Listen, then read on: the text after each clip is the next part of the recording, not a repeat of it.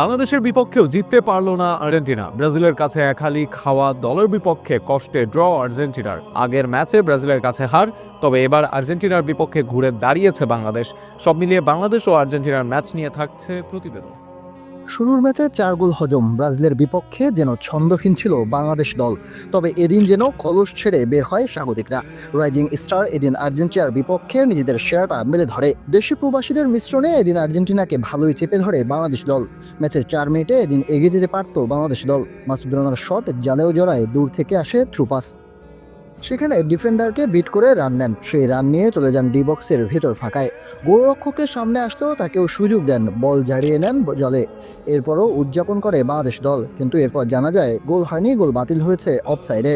যদিও তাতে হাল ছাড়েনি বাংলাদেশ দল, প্রথমার্ধে গোল করে টাইগাররা। এবারও দূর থেকে বল পায় বাংলাদেশ দল, সে বল নিয়েই দারুণ রান নেন মানিকের গতির সাথে পেরে উঠতে পারেননি আর্জেন্টিনা।